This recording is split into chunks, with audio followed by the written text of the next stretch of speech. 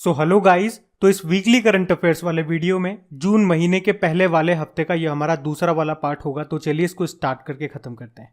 तो इस प्रश्न में आपसे पूछ रहे हैं कि अभी किसने ऑपरेशन महिला सुरक्षा को शुरू किया। तो आंसर होगा रेलवे सुरक्षा बल, रेलवे प्रोटेक्शन फोर्स ने। इसका उद्देश्य क्या है? जैसा कि नाम से क्लियर है, महिला की सुरक्षित यात्रा को बढ़ावा देने के लिए इसे शुरू किया गया। और अभी इस ऑपरेशन के तहत आरपीएफ ने 700 ऐसे व्यक्तियों को गिरफ्तार किया है जो अनाधिकृत तरीके से महिलाओं के आरक्षित डब्बों में यात्रा कर रहे थे। आपको इससे याद आता होगा, अभी कुछ समय पहले दक्षिणी पूर्वी रेलवे ने कोलकाता में महिलाओं को सुरक्षित उनके डेस्टिनेशन तक पहुंचाने के लिए ऑपरेशन माई सहेली को शुरू किया था। तो बिल्कुल उसी तरह से ये। अच्छा, इसी तरह से ऑपरेशन उपलब्ध के बारे में हमने पढ़ा था। टिकट बुकिंग की कालाबाजी को रोकने के लिए यह ऑपरेशन उपलब्ध शुरू किया था आरपीएफ ने। ऑपरेशन आहट की बात करेंगे तो मानव तस्करी पर अंकुश लगाने के लिए आरपीएफ ने इसको शुरू किया था, ऑपरेशन आहट को।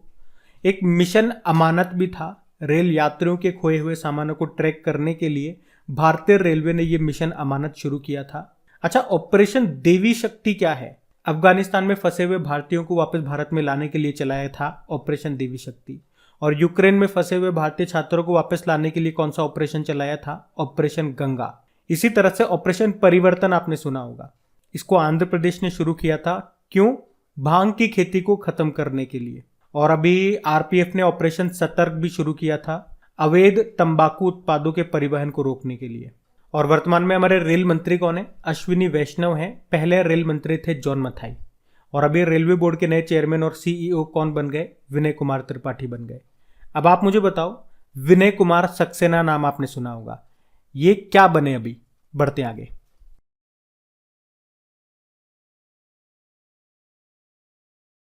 तो इस प्रश्न में आपको बताना है किस राज्य ने संयुक्त राष्ट्र विश्व शिखर सम्मेलन में सर्वश्रेष्ठ परियोजना पुरस्कार जीता। तो आंसर होगा मेघालय।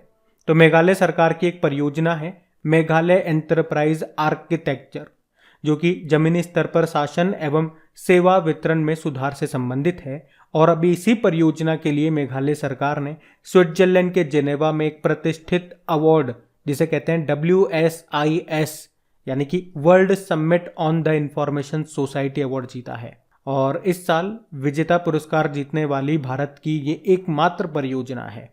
देखो, मेघालय की बात करें तो इसकी कैपिटल शिलोंग है। यहीं पे आपको असम राइफल्स का हेडक्वार्टर भी मिलेगा और भारत की 100वीं स्मार्ट सिटी शिलोंग है। मुख्यमंत्री कॉनराड संगमा है और गवर्नर है सत्यपाल मलिक। अभी आपको याद होगा, मेघालय के लिविंग रूट ब्रिज को यूनेस्को की विश्व धरोहर स्थलों की संभावित सूची टेंटेटिव लिस्ट में भी शामिल किया गया था। यह भी एक नया करंट अफेयर्स का क्वेश्चन है, याद रखना। बढ़ते आगे। तो इस प्रश्न में आपसे पूछ रहे हैं किस राज्य सरकार ने गर्भवती महिलाओं के लिए विशेष स्वास्थ्य देखभाल अभियान, जिसका नाम है आंचल, ये शुरू किया। तो आंसर होगा राजस्थान। तो अभी राजस्थान में गर्भवती महिलाओं के लिए करौली जिले में एक विशेष स्वास्थ्य देखभाल अभियान आंचल को शुरू किया गया है। तो इस अभियान को गर्भवती महिलाओं को प्रसव पूर्व और प्रसवोत्तर अवस्था में सभी आवश्यक चिकित्सा सहायता को सुनिश्चित करने के लिए शुरू किया गया है, ताकि मातृ शिशु मृत्यु दर को कम किया जा सके। आपको याद होगा, राजस्थान में, अभी राजस्थान के कोटा में जो लोकसभा अध्यक्ष ओम बिरला, उन्होंने सुपोषित मां अभियान का दूसरा चरण भी शुरू किया था। और छत्तीसगढ़ ने कौशल्या मातृत्व योजना शुरू किया था, जिसमें दूसरी बेटी के जन्म पे 5,000 रुपए मिलेंगे। चलो मुझे बताओ, मातृशक्ति उद्यमिता योजना को अभी किस राज्य सरकार ने शुरू किया था? हम बढ़ते आगे। तो बताइए, अभी किसने श्रेष्ठ योजना शुरू की है? तो आंसर होगा डॉक्टर वीरेंद्र सिंह। आप जानते हो कौन है ये? केंद्र सामाजिक व अधिकारिता मंत्री, social justice and empowerment minister हैं वीरेंद्र सिंह, जिन्होंने अभी हाई स्कूल के छात्रों के लिए आवासीय शिक्षा के लिए श्रेष्ठ योजना को शुरू किया है। इस योजना का मुख्य उद्देश्य क्या है? जो गरीब छात्र हैं उनको भी गुणवत्तापूर्ण क्वालिटी एजुकेशन मिल सके। मतलब अगर कोई छात्र मेधावी है, यानी कि पढ़ने में अच्छा है, लेकिन वो गरीब है, गरीबी के कारण उसका परिवार उसको नहीं पढ़ा पा रहा है, तो ऐसे बच्चों के लिए स्कूल की फीस और उनके रहने का पूरा खर्च ये विभाग उठाएगा। ये योजना किस कक्षा के लिए एप्लीकेबल है? अगर कोई बच्चा 9वीं क्लास में एडमिशन ले रहा है या 11वीं क्लास में एडमिशन ले रहा है, तो उन बच्चों के लिए है ये। और इसमें ऐसे बच्चे आएंगे जिनके परिवार की वार्षिक आय 2.5 लाख रुपए प्रति वर्ष से कम होनी चाहिए। आपको याद होगा, अभी इसी मंत्रालय ने ई स्टडी प्लेटफॉर्म को लॉन्च किया था, जिसका नाम है तपस। तपस का क्या मतलब हो गया? Training for augmenting productivity and services. अभी इसी मंत्रालय ने भिखारियों और ट्रांसजेंडर समुदायों के लिए स्माइल योजना भी शुरू की थी। स्माइल का क्या मतलब हो गया? Support for marginalised individuals for livelihood and enterprise. और अभी डॉक्टर वीरेंद्र सिंह ने ही प्रधानमंत्री दक्ष नाम से एक पोर्टल और एक मोबाइल एप्लीकेशन को भी लॉन्च किया था, जिसका उद्देश्य क्या है? स्किल डेवलपमेंट स्कीम्स को लक्षित समूहों के लिए सुलभ बनाना। ये सब याद रखना। आप बढ़ते आगे। अच्छा बताइए, अभी पुनीत सागर अभियान किसके द्वारा चलाया गया? तो आंसर होगा एनसीसी। एनसीसी मतलब नेशनल कैडेट कोर। तो एनसीसी ने ये पुनीत सागर अभियान का आयोजन किया, जिसका उद्देश्य है जो झील हो गई, जो समुद्री तट हो गए और दूसरे जो जलीय निकाय हो गए, वहां पे मौजूदा प्लास्टिक और कचरे को साफ करना इसका मुख्य उद्देश्य है और लोगों को इसके बारे में जागरूक करना। एनसीसी की स्थापना होती है 1948 में। और पूछे किसकी सिफारिश पे स्थापना होती है? तो NH कुंजरू समिति। इसके डायरेक्टर जनरल वर्तमान में है गुरबीर पाल सिंह। और ये किस मंत्रालय के अंतर्गत कार्य करता है? डिफेंस मिनिस्ट्री, जिसके मंत्री हैं राजनाथ सिंह। अच्छा, अभी आपको याद होगा सशस्त्र सीमा बल के नए डायरेक्टर जनरल कौन बने थे? SL थाउसेन बने थे। अब आप मुझे बताओ BSF, CRPF और CISF के वर्तमान में डायरेक्टर जनरल कौन है? बढ़ते आगे।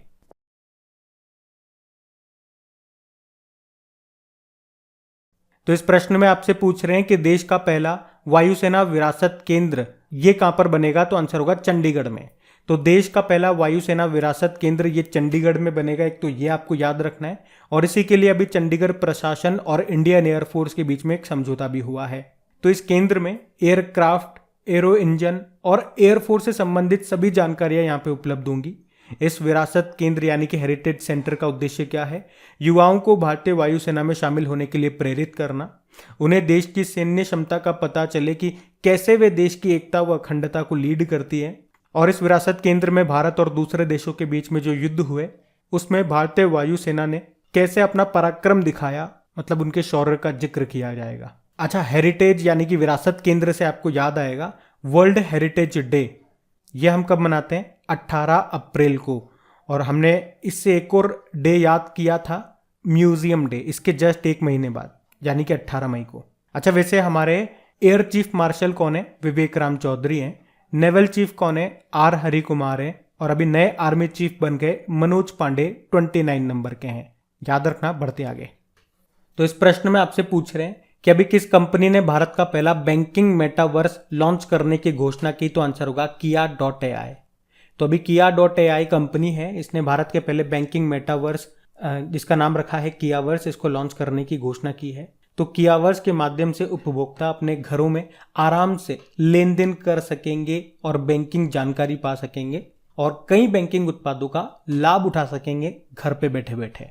आपको याद होगा JP मॉर्गन बैंक के बारे में। ये US का बैंक है और अभी ये पहला बैंक बना था दुनिया का मेटावर्स में दुकान स्थापित करने वाला। और आपको याद होगा फेसबुक का नाम बदल करके मेटा हो गया। और जब ये नाम बदला था शायद तभी हमने पहली बार मेटा के बारे में इतना सुना था। उसके बाद ये काफी चर्चा में रहा मेटा। और हमने पढ़ा भी मेटावर्स में एंट्री लेने वाली पहली IPL टीम कौन सी बनी? गुजरात टाइटंस। क्या होता है ये मेटावर्स? थोड़ा सा मैंने आपको समझाया भी था।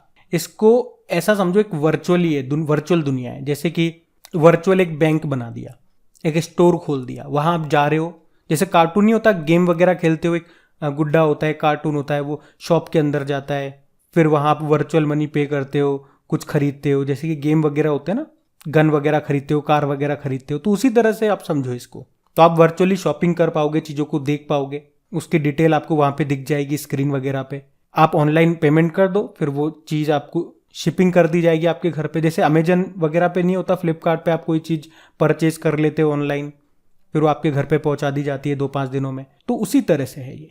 तो अभी तो प्रश्न में आप याद रखना क्या पूछ रहे हैं कि भारत का पहला बैंकिंग मेटावर्स लॉन्च करने की अभी किसने घोषणा की? Kia.ai ने। बढ़ते आगे। तो इस प्रश्न में आपको बताना है कि पानी के अंदर उगने वाला दुनिया का सबसे बड़ा पौधा किस देश में खोजा गया? तो आंसर होगा ऑस्ट्रेलिया। तो अभी वैज्ञानिकों ने पश्चिमी ऑस्ट्रेलिया में पानी के अंदर उगने वाले दुनिया के सबसे बड़े पौधे की खोज की है। ये पौधा पश्चिमी ऑस्ट्रेलिया की शार्क खाड़ी स्थित विश्व विरासत क्षेत्र में उथले पानी में खोजा गया है। इस पौधे को पोसिडोनिया ऑस्ट्रेलिस नाम से जाना जाता है। मतलब ये एक पौधा इतना बड़ा है कि ये 200 किलोमीटर स्क्वायर तक फैला हुआ है, इसलिए हमने कहा दुनिया का सबसे बड़ा पौधा। कहां पर? ऑस्ट्रेलिया की शार्क खाड़ी में। अच्छा देखो, ऑस्ट्रेलिया की बात हुई है तो ऑस्ट्रेलिया अभी 2 कारणों से न्यूज में था। दोनों के दोनों प्रश्न मैं आप ही से पूछने वाला हूं, ध्यान से सुनो। एक तो अभी ऑस्ट्रेलिया के नए प्रधानमंत्री कौन बन गए ये बताओ, और आपको बताना है कि अगली जो क्वाड समिट होगी वो कहां पर होगी अगले साल 2023 में। मेरे ख्याल से मैंने आपको सीधा सा प्रश्न पूछ लिया, आप बता ही दोगे। अब तो ऑस्ट्रेलिया में होगी, ऑस्ट्रेलिया की बात चल रही है तो थोड़ा सा ट्रिकी करते हैं प्रश्न को। आप बताओ अगले साल 2023 में जो क्वाड समिट होगी, अब आप बता दिया आपने ऑस्ट्रेलिया में होगी, आप बताओ कौन से नंबर की है वो? तीसरे नंबर की है, चौथे नंबर की है, पांचवें या छठे नंबर की, कौन सी है? इसकी अभी 2022 में एक समिट आपको याद होगा टोक्यो जापान में हुई थी। अगर वो आपको याद है कौन से नंबर की है तो अगले साल की बता ही दोगे आप। बताओ, अब हम बढ़ते हैं आगे। तो इस प्रश्न में आपसे पूछ रहे हैं कि पेशेवर के पॉप कलाकार बनने वाले पहले भारतीय कौन बन गए? तो आंसर होगा श्रेया लेंका। तो उड़ीसा की है ये श्रेया लेंका, जो पेशेवर यानी कि प्रोफेशनल के पॉप कलाकार बनने वाली पहली भारतीय बन गई है। तो इस तरह से वे अब लोकप्रिय दक्षिण कोरियाई लड़की ग्रुप है ब्लैक स्वान नाम से उसका हिस्सा बन गई है। तो नाम ध्यान रखना है इनका। अच्छा, मैं अगर आपसे पूछूं कि अभी किस भारतीय अमेरिकी ने बेस्ट चिल्ड्रन म्यूजिक एल्बम का अवार्ड जीता था ग्रैमी अवार्ड्स में, तो आंसर होगा फाल्गुनी शाह। और मिस वर्ल्ड 2020 में बेस्ट नेशनल कॉस्ट्यूम्स का अवार्ड किसने जीता था? नवदीप कौर ने। याद रखना ये सब, पढ़ते आगे। अच्छा बताइए, अभी किस देश ने पहला राष्ट्रीय जलवायु कानून पास कर दिया? तो आंसर होगा ग्रीस। तो अभी ग्रीस सरकार ने देश का पहला राष्ट्रीय जलवायु कानून को पास कर दिया। ग्रीस का ये पहला क्लाइमेट लॉ है जो 2028 तक देश में सभी कोयला बेस्ड बिजली प्लांटों को बंद करने की बात करता है। यानी कि जब भी बिजली का उत्पादन होगा उसमें कोयले का इस्तेमाल बिल्कुल नहीं होगा, कहने का मतलब ये हो गया। और इतना ही नहीं, इस कानून के तहत जलवायु लक्ष्यों को हासिल करने के लिए देश 2030 तक अपने कुल उत्सर्जन यानी कि जो भी वो एमिशन करता है वो उसमें 55% तक की कटौती करेगा। और फिर 2040 तक इसे बढ़ा करके 80% करने का लक्ष्य है। और फिर 2050 तक ग्रीस ने शुद्ध शून्य उत्सर्जन यानी कि नेट जेरो एमिशन की बात कही है। अच्छा, अगर मैं आपसे पूछूं दुनिया का पहला देश कौन सा है जिसने क्लाइमेट लॉ को पारित किया था? तो आंसर होगा न्यूजीलैंड। और एक और प्रश्न हम लोगों ने पढ़ा था, क्लाइमेट इमरजेंसी लगाने वाला पहला देश कौन सा बना था? तो आंसर होगा इंग्लैंड। आपको बताया 2022 में जो कोप 27 होगा वो कहां पे होगा? मिस्र में। और अभी मिस्र ये नवीनतम सदस्य देश बना है किसका? न्यू डेवलपमेंट बैंक का। लेकिन यहाँ तो बात ग्रीस की है। मिस्र मतलब होता है इजिप्ट और ग्रीस अलग है। ग्रीस की कैपिटल एथेंस है, करेंसी यूरो है। और इसकी पहली महिला प्रेसिडेंट बनी थी कटरीना सबेलारोपोulou। कटरीना याद रख लो आप तो नाम। बढ़ते आगे। अच्छा बताइए, अभी किस देश में दुनिया की पहली फिशिंग कैट गणना शुरू की गई? तो आंसर होगा भारत। तो अभी हाल ही में उड़ीसा में जो चिल्का लेक है ना उसमें मछली पकड़ने वाली बिल्लियों यानी कि फिशिंग कैट के लिए दुनिया का पहला गणना सर्वे शुरू हुआ। ये गणना चिल्का डेवलपमेंट अथॉरिटी के द्वारा फिशिंग कैट प्रोजेक्ट के सहयोग से आयोजित की गई। तो इस गणना के अनुसार चिल्का लेक जो कि दुनिया की सबसे बड़ी खारे पानी की लगून झील है उसमें 176 फिशिंग कैट पाई गई हैं। ये ध्यान रखना आप। तो बढ़ते आगे।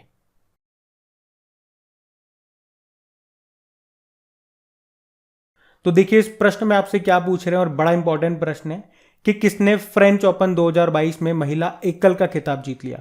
तो आंसर होगा इगा स्विटेक ने। तो फ्रेंच ओपन ये साल का दूसरा ग्रैंड स्लैम है आपका और इसे रोलैंड गैरोस के नाम से भी जाना जाता है। और अभी इसमें वुमेन सिंगल का टाइटल जीत लिया है दुनिया की नंबर 1 महिला टेनिस प्लेयर इगा स्विटेक ने। और इगा स्विटेक कहां से हैं? पोलैंड की टेनिस प्लेयर हैं, ये भी याद रखना। इसमें इन्होंने 18 वर्षीय कोको गॉफ को हराया और इस तरह से उन्होंने अपना दूसरा फ्रेंच ओपन खिताब जीत लिया। उन्होंने अपना पहला फ्रेंच ओपन 2020 में जीता था। तो क्या बताया मैंने आपको, इस साल का ये फ्रेंच ओपन किसने जीता? वुमेन सिंगल टाइटल में बात कर रहे हैं, इगा स्विटेक ने जीता। ये पोलैंड की टेनिस प्लेयर है। किसे हराया? कोको गॉफ को। ये कहाँ की है? ये यूएस की टेनिस प्लेयर है। देखो साल में 4 ग्रैंड स्लैम होते हैं, Australian open, French open, Wimbledon open और यूएस ओपन। यहां से भी प्रश्न आ जाता है एक स्टैटिक प्रश्न कि कौन सा ग्रैंड स्लैम किस कोर्ट पे खेला जाता है।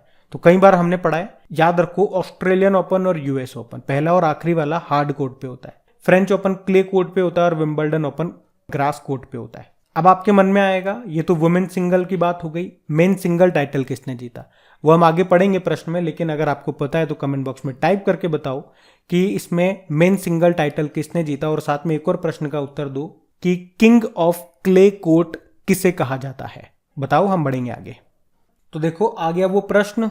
बताओ अब फ्रेंच ओपन 2022 में मेन सिंगल का टाइटल किसने जीता? तो आंसर होगा राफेल नडाल। स्पेन के टेनिस प्लेयर हैं ये राफेल नडाल, और अभी इन्होंने फ्रेंच ओपन 2022 में मेन सिंगल का टाइटल जीत लिया है। ये उनका 14वां फ्रेंच ओपन खिताब है। इसमें उन्होंने किसे हराया? कैस्पर रूड को हराया, जो कि नॉर्वे के टेनिस प्लेयर हैं। आपको बता दूं इसी के साथ राफेल नडाल 36 साल की उम्र में फ्रेंच ओपन का खिताब जीतने वाले, मेन सिंगल टाइटल का खिताब जीतने वाले सबसे उम्रदराज खिलाड़ी बन गए हैं। और वैसे उनके नाम अब रिकॉर्ड 22 ग्रैंड स्लैम खिताब हैं। और आपसे एक और प्रश्न पूछा था, किंग ऑफ क्ले कोर्ट किसे कहते हैं? राफेल नडाल को ही कहते हैं। ये आपको बताया था कि इस साल का दूसरा ग्रैंड स्लैम है। इससे जो पहले वाला था वो ऑस्ट्रेलियन ओपन था। आपके मन में आया तो होगा ना कि उसमें मेन सिंगल और वुमेन सिंगल किसने जीता, या तो आपको पता होगा, और पता है तो आप क्या रिलेट कर पा रहे हो दोनों से, कि उसमें भी मेन सिंगल का टाइटल राफेल नडाल ने जीता था, लेकिन उसमें वुमेन सिंगल का जीता था एश्ले बार्टी ने, जो कि ऑस्ट्रेलिया के प्लेयर है। ये प्रश्न इंपॉर्टेंट रहेगा देखना, क्योंकि अभी इन्होंने संन्यास की घोषणा कर दी, और इनके संन्यास लिया इन्होंने संन्यास की घोषणा कर दी, संन्यास लिया, और उसी के बाद ईगा स्विटेक नंबर 1 प्लेयर बन गई है वुमेन्स खिलाड़ी में। तो नाम ध्यान रखना, ये सब पढ़ते आगे।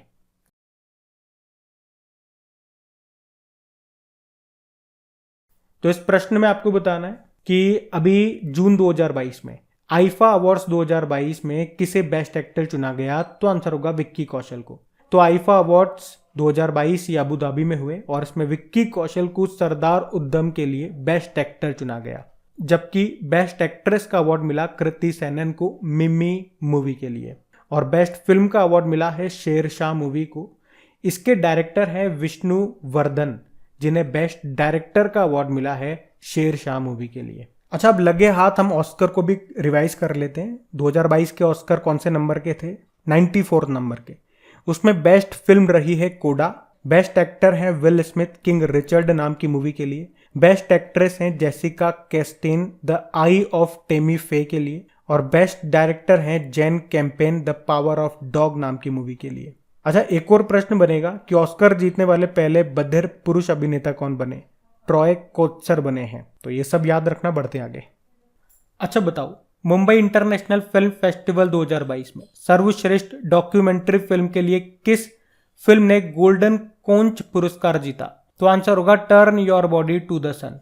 तो डच डॉक्यूमेंट्री फिल्म है ये turn your body to the sun, जिसने मुंबई इंटरनेशनल फिल्म फेस्टिवल 2022 में बेस्ट डॉक्यूमेंट्री फिल्म के लिए गोल्डन कुंच पुरस्कार जीता, और ये अवार्ड दिया है महाराष्ट्र के गवर्नर भगत सिंह कोश्यारी ने। अच्छा, मुंबई इंटरनेशनल फिल्म फेस्टिवल का कौन सा संस्करण है?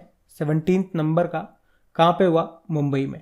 और मुंबई इंटरनेशनल फिल्म फेस्टिवल से 2 प्रश्न आपको याद आएंगे। अभी अनुभवी डॉक्यूमेंट्री फिल्म निर्माता हैं और लेखक हैं संगीत नॉर्वेकर। अभी उन्होंने doctor V Shantaram life time achievement award जीता। और कौन सा देश फोकस कंट्री है इसमें? तो आंसर होगा बांग्लादेश। बढ़ते आगे।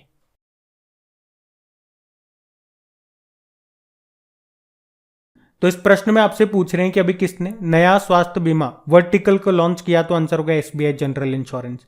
तो अभी एसबीआई जनरल इंश्योरेंस ने अभी 1 जून 2022 को एक नया स्वास्थ्य बीमा वर्टिकल को लॉन्च किया।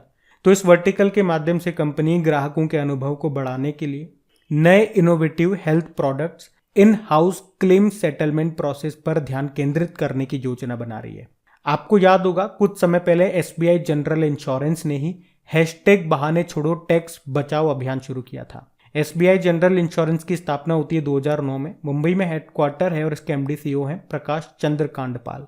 अभी एचडीएफसी एर्गो जनरल इंश्योरेंस की बात करें तो इसने वॉल्ट प्रोग्राम शुरू किया था। एलआईसी ने अभी बीमा रत्न नाम से एक बचत जीवन बीमा योजना शुरू की है। और शिवालिक स्मॉल फाइनेंस बैंक के एमडी सीईओ बन गए अंशुल स्वामी। ध्यान रखना, ये सब पढ़ते आगे। तो इस प्रश्न में आपसे पूछ रहे हैं यूनियन बैंक ऑफ इंडिया की पहली महिला एमडी सीईओ के रूप में किसे नियुक्त किया गया?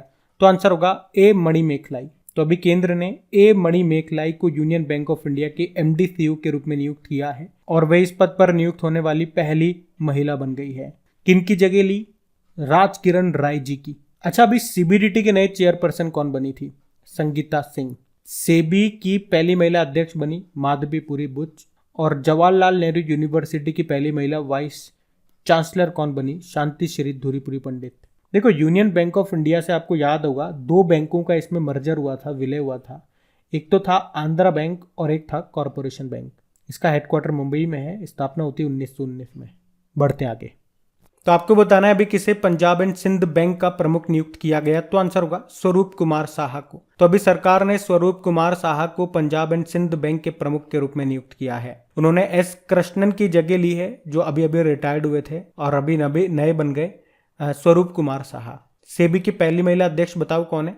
माधवीपुरी बूचे। इंडियन कोस्ट गार्ड की पहली महिला डीआईजी का नाम क्या है? नुपुर कुलश्रेष्ठ है। और ओएनजीसी की पहली महिला सीएमडी कौन है? अलका मित्तल है। चलो आप मुझे बताओगे क्या, जूलॉजिकल सर्वे ऑफ इंडिया की पहली महिला निदेशक कौन बनी थी? तो आंसर होगा धृति बनर्जी। तो याद रखना ये सब। बढ़ते आगे।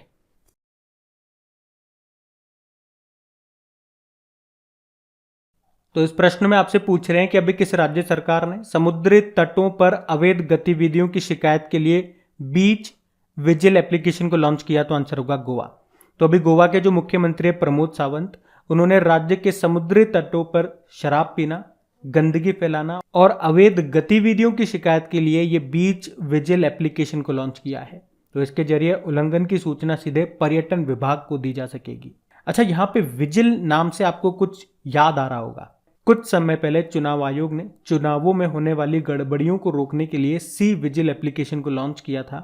मतलब इसकी मदद से आप चुनावी आचार संहिता के उल्लंघन की जानकारी दे सकोगे। देखो, गोवा की कैपिटल पणजी है, जो कि मंडवी नदी के किनारे स्थित है, और यहाँ के मुख्यमंत्री है प्रमोद सावंत। और 2 पॉइंट यहाँ से याद रखना। एक तो देश का पहला रेबीज मुक्त राज्य बना है गोवा, और अभी हर घर के लिए ओडीएफ और बिजली हासिल करने वाला पहला राज्य भी बना है गोवा। बढ़ते आगे। तो इस प्रश्न में आपसे पूछ रहे हैं कि कहाँ कांगड़ा घाटी महोत्सव का आयोजन किया गया? तो आंसर होगा हिमाचल प्रदेश में। तो अभी हिमाचल प्रदेश के जो मुख्यमंत्री हैं जयराम ठाकुर, उन्होंने अभी 2 जून 2022 को धर्मशाला में कांगड़ा घाटी ग्रीष्मकालीन महोत्सव का उद्घाटन किया। ये जो महोत्सव है, ये गर्मियों के दौरान राज्य में आने वाले पर्यटकों को हिमाचल प्रदेश की संस्कृति और परंपराओं से परिचित कराने के लिए आयोजित किया जाता है। और देखिए, अभी ये प्रश्न इसलिए भी ज़्यादा इंपॉर्टेंट हो जाता है क्योंकि इस साल ये उत्सव 10 साल के गैप के बाद आयोजित किया जा रहा है। देखो, हिमाचल प्रदेश की 2 कैपिटल है। शिमला इसकी समर कैपिटल है और धर्मशाला इसकी विंटर कैपिटल है। जयराम ठाकुर मुख्यमंत्री हो गए और गवर्नर है राजेंद्र विश्वनाथ अर्लेकर। और हिमाचल प्रदेश में आपको रोहतांग टनल भी मिलेगी, जिसका नाम अटल जी के नाम पर रख दिया गया है, जिसकी लंबाई है 9.02 किलोमीटर। अच्छा, आपको पता है हिमाचल प्रदेश का जो चंबा जिला है, ये 100वां हर घर जल वाला जिला भी बन गया है। अच्छा, एक पॉइंट और ध्यान से सुनो। अगर डेली आप लोग हमारे करंट अफेयर्स का रिवीजन वाला वीडियो देखते होंगे, तो वहां पे कांगड़ा नाम सुनते ही आपको कुछ याद आया होगा। कई बार हमने पढ़ा है इसको कि हिमाचल प्रदेश की जो कांगड़ा चाय है, इसको जल्द ही एक यूरोपीय आयोग के द्वारा जीआई टैग मिलेगा। तो कांगड़ा वाला अगर वो आपने प्रश्न पढ़ा होगा और ये अगर महोत्सव आपके एग्जाम में आ जाता है, तो भी आप उत्तर तक बड़ी आसानी से पहुंच सकते हो। तो इसीलिए कहते हैं पुराने जो पॉइंट्स है, करंट अफेयर्स है, उनको टाइम टू टाइम रिवाइज करते रहो। इसीलिए आपकी रिवीजन वाली क्लास हमने चला रखी है, तो उसको देखो, आपको 100% बेनिफिट मिलेगा। बेनिफिट ना मिले तो मत देखना, लेकिन एक बार ट्राई जरूर करो। हम बढ़ते आगे। तो इस प्रश्न में आपसे पूछ रहे हैं विश्व पर्यावरण दिवस 2022 की थीम क्या है? तो आंसर होगा ओनली वन अर्थ। आप जानते हो हर साल वर्ल्ड एनवायरनमेंट डे ये 5 जून को ही मनाते हैं। क्यों मनाते हैं 5 जून को? क्योंकि यूनाइटेड नेशन एनवायरनमेंट प्रोग्राम की स्थापना हुई थी 5 जून 1972 को, इसीलिए 5 जून को मनाते हैं। अच्छा, यहाँ पे एक शब्द बोला मैंने, यूनाइटेड नेशन एनवायरनमेंट प्रोग्राम। इसका हेडक्वार्टर और इसके हेड कौन है ये बता दो। तो आप आंसर करना। हेडक्वार्टर तो नैरोबी केन्या में है और इसके हेड है इंगर एंडरसन। और इस साल इसकी मेजबानी स्वीडन कर रहा है और इसकी थीम क्या है? Only one earth. अच्छा, पहला पृथ्वी सम्मेलन कब और कहाँ पे हुआ था? तो ये 1992 में हुआ था, रियो ब्राजील में। पर्यावरण मंत्री हमारे भूपेंद्र यादव हैं। बढ़ते आगे। तो इस प्रश्न में आपसे पूछ रहे हैं भारत और किस देश के बीच में संप्रीति 10 अभ्यास का आयोजन हुआ? तो आंसर होगा बांग्लादेश। तो भारत और बांग्लादेश के बीच में होता है ये संप्रीति एक्सरसाइज। 10 मतलब ये इसका 10वां संस्करण है। कहाँ पे हुआ? अभी बांग्लादेश के जशोर सैन्य स्टेशन में हुआ। कब से कब तक? 5 से लेके 16 जून तक ये हुआ। अच्छा, वैसे बांग्लादेश के साथ हमने और कौन सा एक्सरसाइज किया? एक हमने किया था अभी बोंगो सागर नाम का एक्सरसाइज। उससे पहले कॉर्पेट नाम का एक्सरसाइज भी हमने बांग्लादेश के साथ में किया, जिसके प्रधानमंत्री कौन है? शेख हसीना है। कैपिटल है ढाका। बिम्स्टेक का हेडक्वार्टर ढाका में मिलेगा आपको। तो इस प्रश्न में आपसे पूछ रहे हैं केंद्रीय शिक्षा मंत्रालय के द्वारा प्रस्तावित नए मॉडल स्कूलों का नाम क्या है? तो आंसर होगा प्रधानमंत्री श्री स्कूल।